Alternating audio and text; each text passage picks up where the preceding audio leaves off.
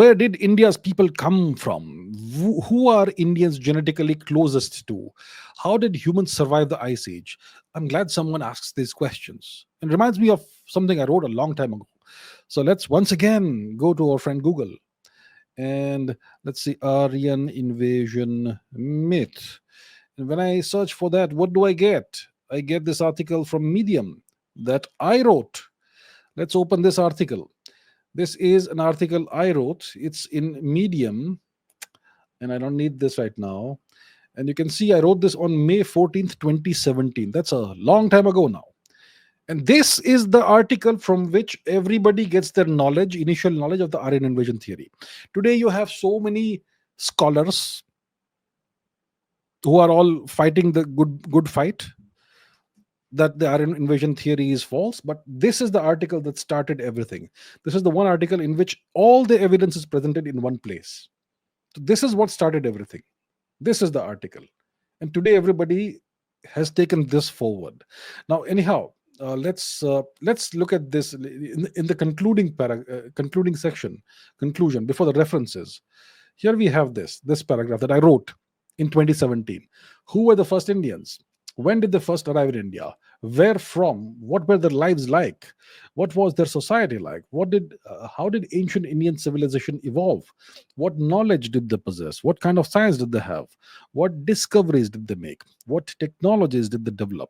How did they build the largest ancient urban civilization the world has ever seen? What did they call their great cities? What language did they speak? Did they really develop a proto democracy thousands of years before the Greeks?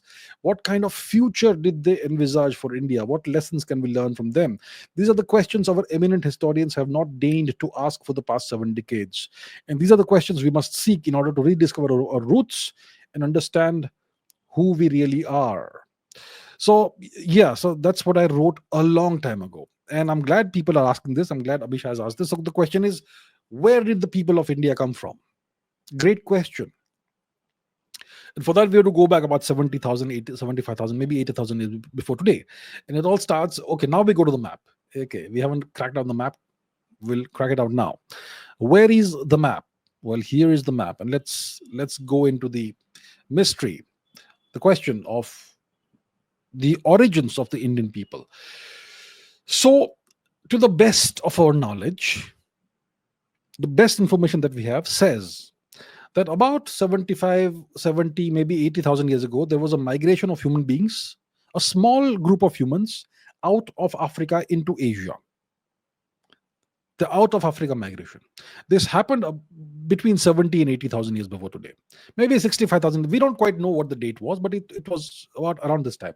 Let's say roughly, tentatively 70,000 years before today. And this migration is believed to have happened around here, the Strait of Bab al-Mandeb, the Strait of Tears, essentially it's called. And it's a pretty narrow strait. There are islands here. And it's believed that this is where the crossing happened. A small bunch of people, small group of people, maybe a few hundreds, maybe 200, 300, maybe less than 1,000 people. They crossed over from Africa into Asia. And at that time, these coastal regions of Yemen, see, if you look at the satellite image today, it's all yellow, it's all brown, it's all ghastly desertified region, right? But back in the day when this migration happened, the coastal part of the Arabian Peninsula, the southern part, southeast part of the Arabian Peninsula was green. So it had sufficient vegetation to sustain the lives of a small number of humans. So these humans, they crossed over into Asia. They traveled eastwards. They traveled eastwards into Oman.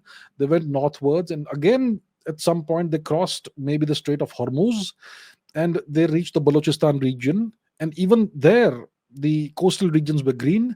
And then they went eastwards and then they reached the Indian subcontinent. So the first place where the out of Africa migrants permanently settled down was India, because India had this huge, lush, gigantic geography. It had plenty of forests, it had plenty of fertile land. It had all the resources needed to sustain a gigantic population, not just a few hundreds. And it's a huge subcontinent. So this is where the out of Africa migration, the people, they first settled. India was the first founders zone of the out of Africa migration. And from India, These migrants eventually went in all directions all across the world. Now, how do we know this story? Am I just making up a wonderful nice story? Is that what I'm doing? I'm just making up a nice story. How do we know it happened in this way? How do we know that the migration happened in a certain direction from a certain place, and it followed a certain route geographically? How do we know this? We know it because of various factors, including genetics. And there are various genetic lineages that we are aware of. Uh, and there are so many haplogroups today. Haplogroups are ancient lineages. A haplogroup is essentially a group of people who live today who are all descended from a single person who was the originator of a specific genetic mutation. So that's haplogroups. Now, there are two kinds of haplogroups: patrilineal haplogroups and matrilineal haplogroups. Patrilineal haplogroups are Y chromosome haplogroups, and matrilineal haplogroups are mitochondrial DNA haplogroups. The mutation happens in the mitochondrial DNA. So there are various such families that exist in the world. And the oldest non-African haplogroups are all haplogroups that originated in India. Let me demonstrate this.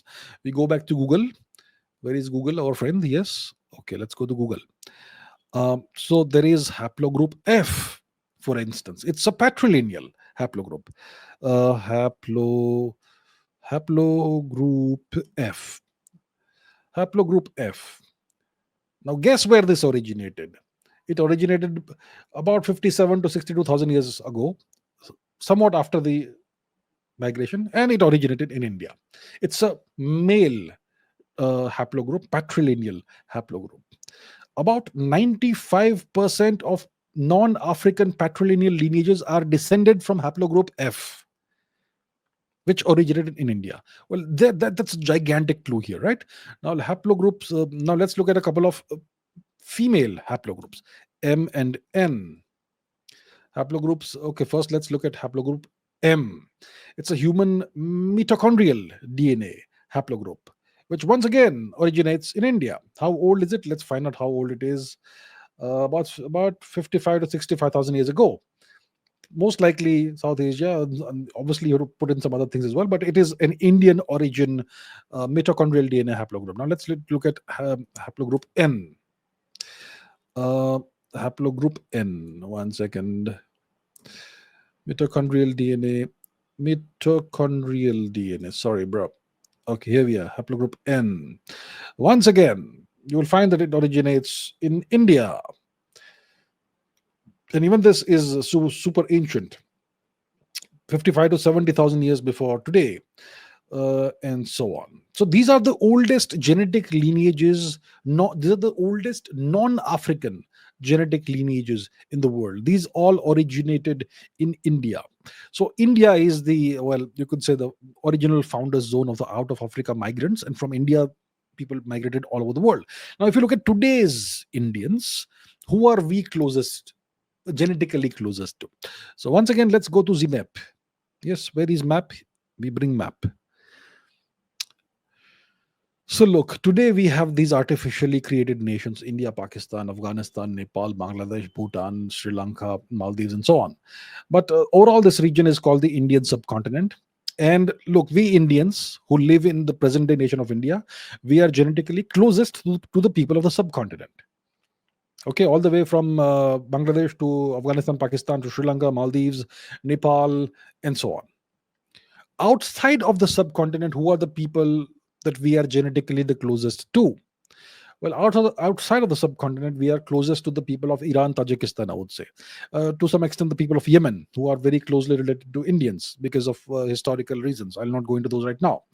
And we will also find that there's significant Indian origin DNA in nations like Cambodia, Thailand, Myanmar, and obviously the Indonesia region. Obviously, it's Indonesia, and so much more.